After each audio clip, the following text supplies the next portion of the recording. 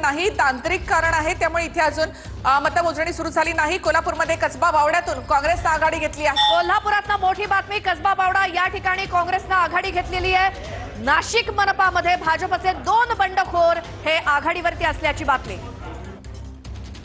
तर नाशिकमध्ये बंडखोर शहाणे आणि शशिकांत जाधव यांनी आघाडी घेतली आहे। तर आणखी एक मोठी बातमी बघूयात, कोल्हापुरातनं कसबा बावड्यातनं काँग्रेसने आघाडी घेतली आहे। काँग्रेसचे सुभाष बुचडे हे आघाडीवरती आहेत।